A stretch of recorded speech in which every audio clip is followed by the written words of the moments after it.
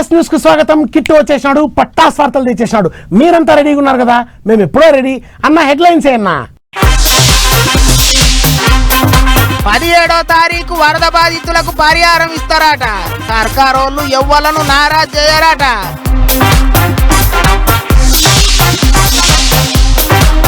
ECC పగ్గాలు చేపట్టిండు మహేష్ అన్న. దీవెనార్తులు పెట్టిండ్రు పెద్ద మనుషులంతా.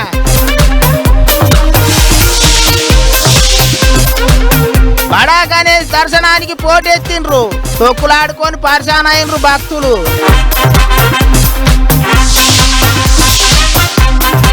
ఎమ్మెల్యే ఇంటికాడ 200 మంది పోలీసోళ్ళు బయటికి రాలేక ఆగమైతున్నారట కాలనీ పబ్లిక్ కు.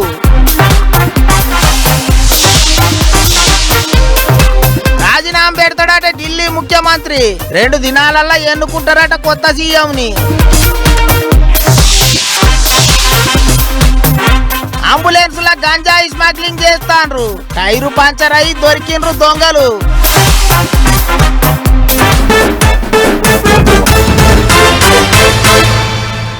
వరద పోయింది, బురద పోయింది, ఇంకా మేము కూడా పోతామంటే ఎట్ట కుదురుతుంది చెప్పండి?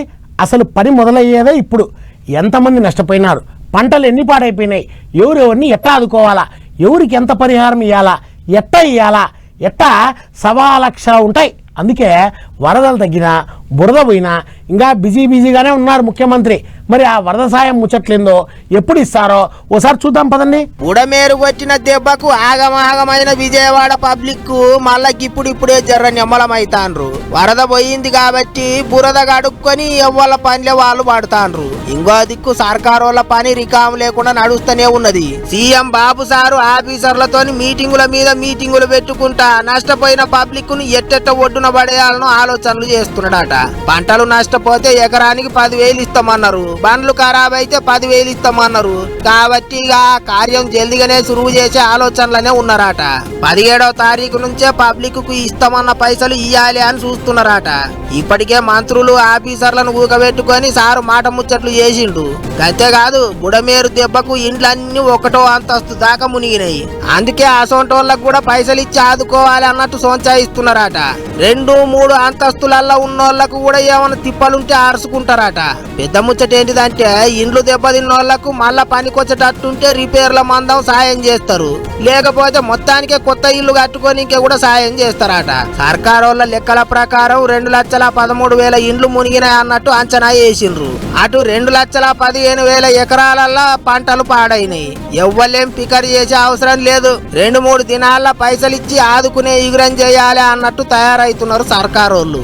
ఇంకో దిక్కు ఎసోంటి గడియల్లగా పడవలు కొట్టుకొచ్చినాయో గాని ఆ ప్రకాశం బ్యారేజీ గేట్ల కాడ తట్టుకొని బయటికి రమ్మంటే వస్తలేవు. వారం దినాల సంది ముప్పు తిప్పల పడుతున్నా ఎక్కడ పని అయితలేదు. కాకినాడకెళ్ళి పని మంతులు వచ్చిండ్రు. కట్టర్లతోని కట్టింగులు చేసిండ్రు. బుగ్గలు పెట్టి గాలి కొట్టిండ్రు. తాళ్ళు కట్టి ఇగ్గిండ్రు. అస్సలు ఎత్తలేవు. పెద్ద చిక్కే వచ్చి పడ్డది వాటితోనే అనుకుంటారు ఇప్పుడు అందరూ. మరిగా చూడాలే ఎట్టయితే బయట పడతాయో ఎప్పుడు బయటకు వస్తాయో.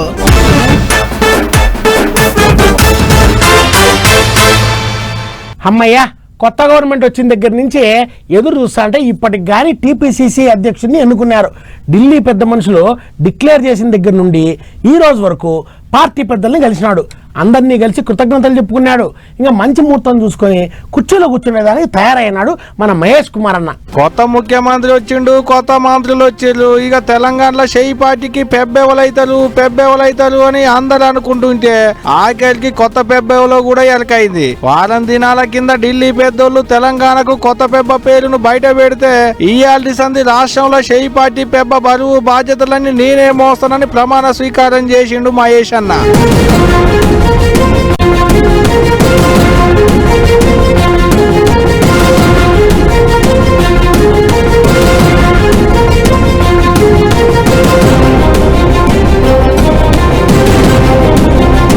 మూడు రంగుల జెండాను మహేష్ అన్నకిచ్చి కుర్చీలో కూసోబెట్టి సంతకం పెట్టిండు సీఎం సారు. ఇప్పటి సంది పార్టీని ముందడికి నడిపించేది బాధ్యత అంతా నీదేనని చెప్పుకొచ్చిండు.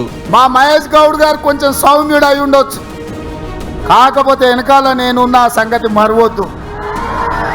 ఎవరన్నా ఏదన్నా అధ్యక్షుడిగా సౌమ్యుడు వచ్చిండు, మా ఆటలు సాగుతాయి, ఊర్లలో మా ఇష్టం వచ్చినట్టు చేయొచ్చు అని ఎవరన్నా అనుకుంటుర్రేమో. నేను వెనకాలనే ఉన్న బిడ్డ, ఎవరన్నా మా కార్యకర్తల జోలికి వస్తే ఒక్కడొక్కడికి ఉంటుందని నేను చెప్తున్నా. ఇక ఇది ఉంటే ఇటు గన్ పార్క్ గేంచి గాంధీ భవనం దానిక షెయి పార్టీ వాళ్ళు తీసిన జులుసు మాత్రం చిన్నగా లేదు పోండ్రి. గట్ట జులుసు తీసుకుంటా వచ్చుడుతోనే గాంధీ భవనంలో ముఖ్యమంత్రి తదిమ మంత్రులతోని కలిసి పూజలు చేసిండు మహేష్ కుమార్ గౌడ్ అన్న. అటెంక మంత్రులంతా ఇట్ట కుర్చీలో కూర్చోబెట్టి ఆల్ ది బెస్ట్ చెప్పారు. మరి చూడాలే మహేష్ అన్న పార్టీని యా పార్టీ ముందరికి తీసుకుపోతాడు ఏంది అనేటిదిగా రేపు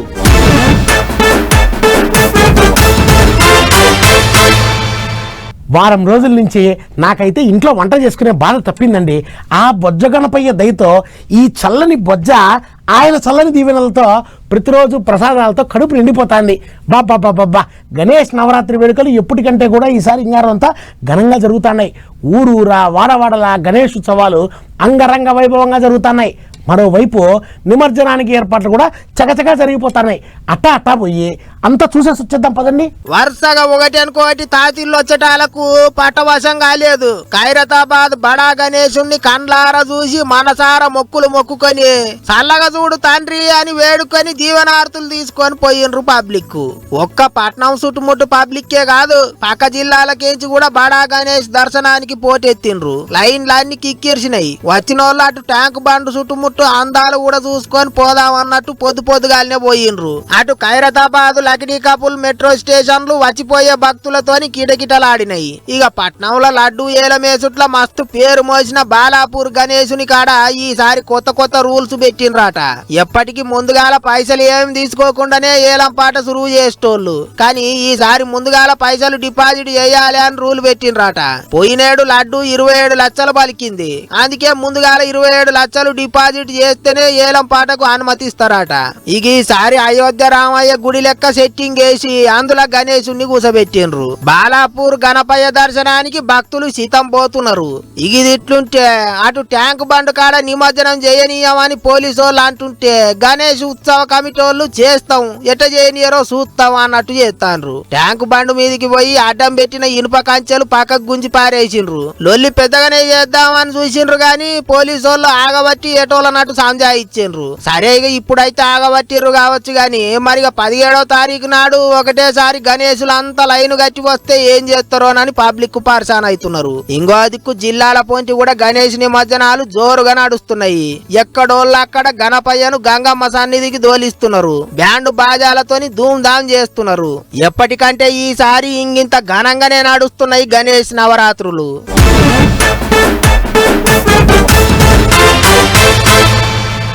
రాజకీయ నాయకులు ఇంట్లో నుండి అడుగు బయట పెట్టాలంటే పోలీసులు బందోబస్తు ఇవ్వాల్సిందే.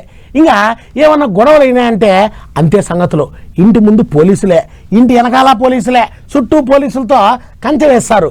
కమ్సే కమ్ అట్టగే హైదరాబాద్లోని ఒక ఎమ్మెల్యే సార్ ఇంటి చుట్టూ పోలీసులు భారీ బందోబస్తు నిర్వహిస్తున్నారు. పెట్టుకున్నారు కానీ చుట్టుపక్కల వాళ్ళకే పెద్ద తలకాయ నొప్పి పడిందండి. ఇంటి ముంగట పోలీసోళ్లే, ఇంటి వెనకమార్ల పోలీసోళ్లే, అటు పక్కకు పోలీసోళ్లే, ఇటు పక్కకు పోలీసోళ్లే, ఎదురుగున్న సందుల పోలీసోళ్లే, చుట్టూ 4 మూలలకు పోలీసోళ్లే. వీడియోలు గుంజుకుందానికి మా ఇలేకరన్నల్ని లోపలికి పోనీయలేదు ఈ పోలీసోళ్లు. గాని ఇంటి లోపల కూడా పోలీసోళ్లే ఉన్నలే కావచ్చు. షేర్లింగంపల్లి ఎమ్మెల్యే అరికెపూడి గాంధీ ఇంటికాడ ఏం తక్కువ 200 మంది పోలీసోళ్లు కావలి కాస్తున్నారట. బజారంతా పోలీసోళ్లే ఉన్నారట. అయితయింది గాని చుట్టుముట్టు ఉండేటి పబ్లిక్కే గజ్జు నొనుకుతున్నారు ఈ పోలీసు వాళ్ళను చూసి.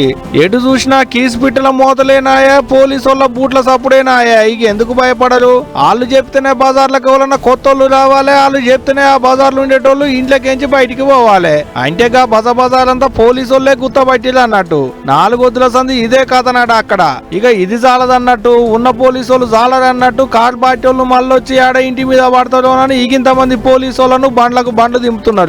ఎస్ఐలు సిఐల కాంచి సారింటికాడ కావలి కాస్తున్నారంటే చూడోలి ఎట్టుందో కథ.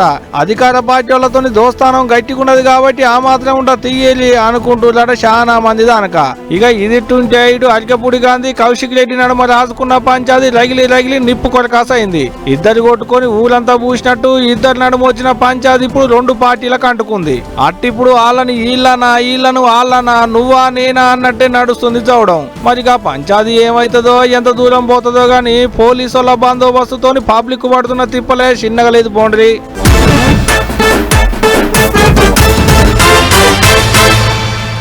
సీట్లో కూర్చోవాలో వద్దో వాళ్ళు వీళ్ళు చెప్పేదేంది, ప్రజలు చెప్పాలా. కుర్చీలో కూర్చోబెట్టేది, కుర్చీలో నుంచి కిందికి దించేది ప్రజలే. అందుకే వాళ్ళకే వదిలేస్తున్నా అంటున్నారు ఢిల్లీ సీఎం కేజ్రీవాల్ గారు. రాజీనామా చేసి రంగంలోకి దిగుతారంట. చీపురు పార్టీ సత్తా ఏందో చూపిస్తారంట. కేజ్రీ సారు జైల్లో నుంచి బయటికి వస్తానే ఢిల్లీలో రాజకీయం వేడెక్కింది. మరి ఆ వేడి ముచ్చట్లేందో, ఆ సెగలు ఎట్లా ఉన్నాయో చూసొద్దాం పదండి. 5.5 నెలలు జైల్లో ఉండొచ్చిండు. ఇక చూడందేమున్నది అని ఇంగింత గట్టిపడ్డట్టున్నాడు మనిషి. తగ్గేదేలే అంటున్నాడు ఢిల్లీ ముఖ్యమంత్రి కేజ్రీవాల్ సారు. ఇక యాడికైతే ఆడికి అన్నట్టే చెప్పిండు ముచ్చట్లు. జైల్లోకేంచి బయటకు వచ్చినాక జర్ర ఆరాం చేసి ఇక ఐతారం అందరిని పిలుచుకొని మాట ముచ్చట్లు చేసిండు. సెంటర్ సర్కార్ వాళ్ళ మీద పొట్టు దుబ్బెత్తి పోసిండు. ఢిల్లీలో ఉన్న చీపురుకట్ట పార్టీ ఆఫీసు కాడ పెద్ద మీటింగ్ పెట్టి కార్యకర్తలందరినీ హుషారు చేసిండు. కోర్టు బెయిల్ ఇచ్చింది గాని సారును ముఖ్యమంత్రి ఆఫీసుకు పోవద్దు, సంతకాలు పెట్టొద్దు అన్నది కాబట్టి ఇక ఆ పోస్టులో ఉన్నా ఒకటే లేకున్నా ఒకటే అనుకున్నట్టున్నాడు. అందుకే 2 దినాలలో సీఎం పోస్టుకు రాజీనామా పెడతా అన్నట్టు మాట్లాడిండు. అంతేకాదు ఇంకెవరన్నా మంచిగా పనిచేసేటోళ్లను ముఖ్యమంత్రిని చేస్తారట. పార్టీలో ఉన్న అందరితోని మాట ముచ్చట చేసి ఢిల్లీకి కొత్త ముఖ్యమంత్రిని సీట్లో కూసబెడతారట. ఇక ముచ్చట్లయితే జోరుగానే చెప్పిండు సారు. 2 दिन के बाद, आज से 2 दिन के बाद मैं सीएम की कुर्सी से इस्तीफा देने जा रहा हूं।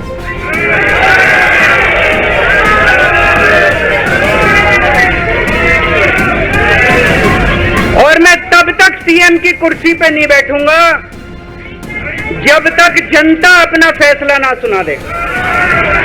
मैं जनता के बीच में जाऊंगा, गली गली में जाऊंगा, घर घर में जाऊंगा, और जब तक जनता अपना फैसला ना सुना दे कि केजरीवाल ईमानदार है, तब तक मैं सीएम की कुर्सी के ऊपर नहीं बैठूंगा। आज से कुछ महीने बाद चुनाव है, दिल्ली के चुनाव है। अगर आपको लगता है केजरीवाल ईमानदार है, मेरे पक्ष में वोट दे देना। अगर आपको लगता है केजरीवाल गुनहगार है, मेरे को वोट मत देना। अगर आप मेरे को वोट देके जिताओगे और अगर आप कहोगे कि केजरीवाल ईमानदार है, तो चुनाव के बाद उसके बाद जाके मैं सीएम की कुर्सी पे बैठूंगा, तब तक मैं सीएम की कुर्सी पे नहीं बैठूंगा। లెక్కకైతే కేజ్రీవాల్ సారు సీఎం సీట్లకేంచి దిగితే మనీష్ సిసోడియా అనే ముఖ్యమంత్రి అవుతాడు అనుకున్నారట చాలా మంది. కానీ ఆయన కూడా మందు సీసాల కేసులో ఇరికి 17 నెలల తర్వాత బయటకు వచ్చిండు. అందుకే ఆయన కూడా ముఖ్యమంత్రి గిరి చేయనన్నాడట. ఇగిదిట్లుంటే మరి చేసే రాజీనామా ఏదో జైల్లో ఉన్నప్పుడే చేసింటే అయిపోయా కదా అని అంటే, జైల్లో ఉండంగా రాజీనామా పెట్టింటే పువ్వు పార్టీ వాళ్ళు ఏదో మతలబు చేసి సర్కారును కూల్చేసేటోళ్ళు అన్నట్టు మాట్లాడిండు ఢిల్లీ ముఖ్యమంత్రి. అంతేకాదు కర్ణాటక, కేరళ, పశ్చిమ బెంగాల్ ముఖ్యమంత్రులను కూడా ముందే హుషారు చేసిండు. ఒకవేళ కేసులు పెట్టి లోపటేసినా రాజీనామా పెట్టకుండ్రి అన్నట్టు చెప్పిండు. వచ్చే ఎలక్షన్లలో గెలిచినాకనే మళ్ళా ఢిల్లీ ముఖ్యమంత్రి సీట్లే ఊకుంటా అన్నట్టు మాట్లాడిండు కేజ్రీ సారు. మరిగా అంత చూస్తా అంటే మనసులో గట్టిగానే పెట్టుకున్నట్టున్నాడు. చూడాలే పువ్వు పార్టీలతో పోరాటం ఎట్ట చేస్తాడో అనుకుంటారు అందరూ. కొంతమంది ఉంటారు, ఎవరిపైనైనా అభిమానం ఉంటే దాన్ని మామూలుగా చూపిరు. వాళ్ళ అభిమానానికి ఎదుటి వ్యక్తికి ఆనంద బాష్పాలు వచ్చేంత అభిమానం చూపిస్తారు. అట్లా చాలామంది అభిమానులు చూపించిన ప్రేమకు ఫిదాయి కంటనీరు పెట్టుకున్న వాళ్ళు కూడా ఉన్నారు. కంటనీరు గురించి తర్వాత మాట్లాడుకుందాం, కానీ ముందైతే ఇక్కడ అభిమానులు చూపించిన ప్రేమ ఎట్లా ఉందో మీరే చూడండి. కుర్చీలో కూసోబెట్టిర్రు, నెత్తికి టోపీ పెట్టిర్రు, ఒకరికొకరు చెల్ల బట్టలు కాపుతున్నారు. అగో దండలు తెచ్చినట్టుంది కదా, ఇక దండలు కూడా వేయలే అన్నలు.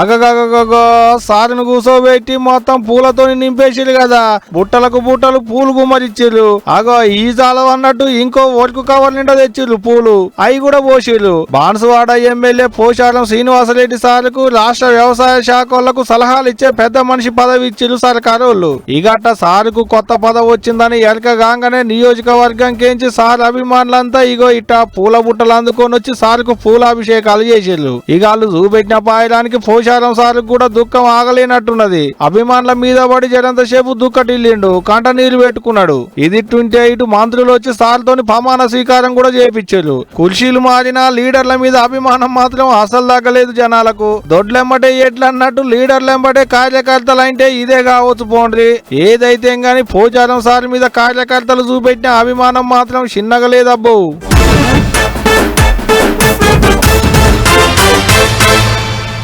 వింత వింత వినాయకులు, రకరకాల మండపాలు, రకరకాల విగ్రహాలు, గణేష్ నవరాత్రులు చాలా సంతోషంగా భక్తి శ్రద్ధలతో జరుగుతూ ఉన్నాయి తెలంగాణలో.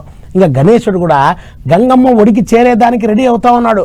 సరే, నిమజ్జనం వార్తలు తర్వాత చెప్పుకుందాం, కానీ ముందైతే ఇక్కడ ఒక గణేష్ దగ్గర అద్భుతం జరిగింది, చూసొద్దాం పదండి. చుట్టూ కొండలు గుట్టలు, గుట్టల మీద పచ్చని చెట్లు, కొండల నడుమ దేవుని గుడి. గుడి లోపలున్న గర్భగుడిలో శివలింగం. పడమటిలోకు దర్వాజా, కుడి చేయిలోకు హనుమద్గిరి కొండ, ఎడమ చేయిలోకు కాలభైరవ కొండ, వెనకలోకు లక్ష్మీ నరసింహస్వామి గుట్ట, ముందట పద్మాక్షి అమ్మవారి గుట్ట. 1100 ఏండ్ల కింద హన్మకొండలో వెలిసిన స్వయంభూ సిద్ధేశ్వర స్వాములోని గుడికి ఇది.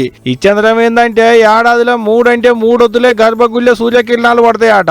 ఇది నేనంటున్న ముచ్చట కాదు, గుళ్ళ దినం పూజలు చేసేటి పెద్దయ్య గారు చెప్తున్న ముచ్చటే. ఈనూరి ఇక చెప్పరారయ్య గారు. ఈ స్వామివారికి పడవర ముఖ ద్వారం ఇది. మనకు 2 రాష్ట్రాల్లో శివాలయం పడవర ముఖ ద్వారం ఎక్కడ లేదు, ఇది ఒకటే. ఈ దేవాలయంకు ఇంకో ప్రత్యేకత ఏంటంటే సంవత్సరానికి 3 రోజులు సూర్యకిరణం వచ్చేసి స్వామివారిని దర్శించుకుంటాం. ఏంటంటే భాద్రపద మాసంలో ఇది పడమర ముఖ ద్వారం కాబట్టి సాయంకాలం 5:55 నుండి 6 గంటల వరకు ఈ భాద్రపద మాస నవరాత్రి వినాయక నవరాత్రుల్లో మొదటి రోజు నుంచి స్వామివారికి 3 రోజులు సూర్యకిరణం వచ్చేసి స్వామివారిని దర్శించుకున్నట్టు ఒక అద్భుతంగా భక్తులు సంకల్పించుకుంటాం. భాద్రపద మాసంలో వినాయకునికి 9 రోజుల పూజలు అయ్యేటప్పుడు వరుసగా 3 రోజులు పొద్దుమూకి పొత్తి కడుపులకు పోయేటి యాళ్ళల్లా అంటే పైటీలి 5:55 6 గంటల వరకు అంటే ఓ 5 నిమిషాల పాటు సూర్యకిరణాలు చక్కగొచ్చి గర్భగుడిలో ఉన్న శివలింగం మీద పడతాయి అంటున్నారు. ప్రతి వినాయక చవితి సందర్భంలో ఏంటంటే సూర్యకాంతి అనేది ఈ అన్ని ద్వారాలు దాటుకుంటూ వచ్చి శివలింగం మీద డైరెక్ట్గా పడుతుంది. అక్కడ చూస్తే అన్ని ద్వారాలు చిన్నగా ఉన్నాయి, అక్కడ అంత పెద్ద కొండ అడ్డుగా ఉంది. ఇన్ని ఉన్నా కానీ అక్కడ నుంచి వెళ్ళి సూర్యకాంతి వచ్చి పడడం అనేది చాలా విచిత్రంగా ఉంది, అది వింతకు కూడా అనిపిస్తూ ఉంది.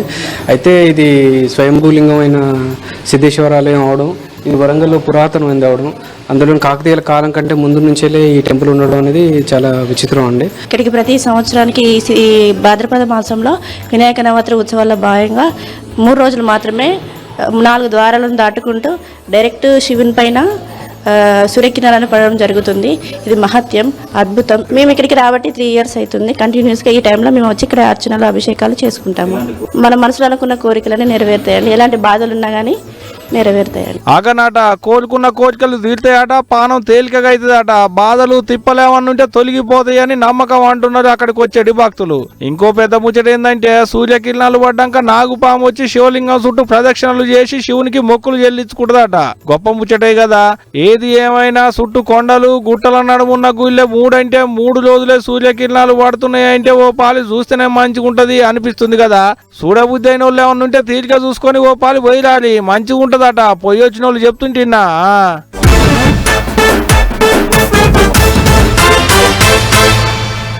ఇంకొన్ని ఫటాఫట్ ముచ్చట్లున్నాయి, అట్లా పోయి దన్ చూసొద్దాం పదండి.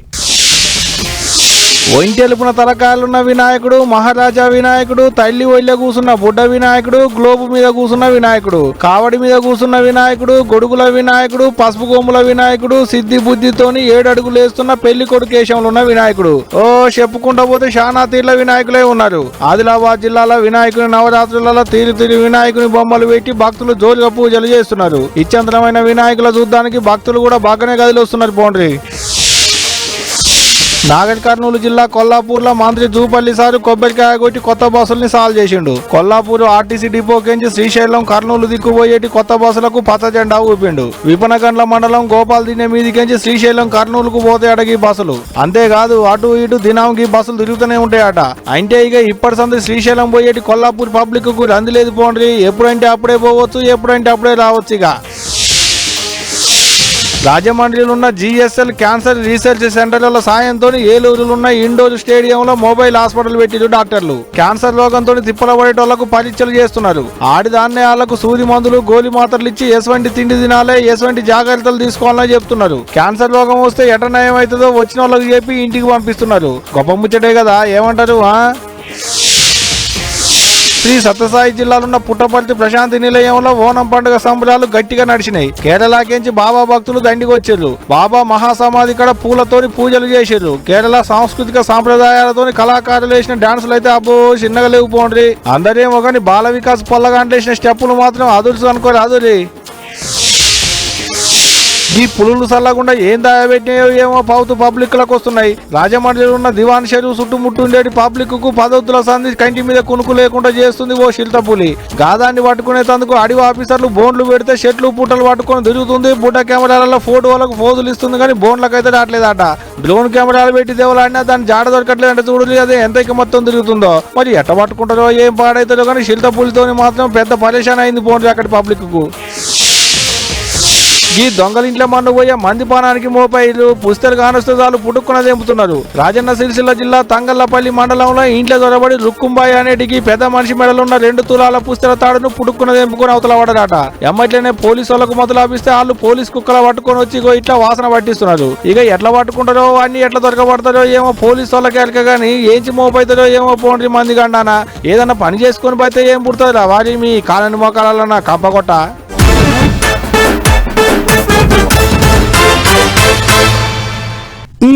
ఇయాల్టి పటాస్ వార్తలు పట్టాసుల మాదిరి పేలిపోయినాయి కదా. మళ్ళా పటాస్ వార్తల్లో మళ్ళా కలుసుకుందాం. అంతవరకు సెలవు. నమస్తే. పోయేస్తా. 10 టీవీ చూస్తా ఉండండి.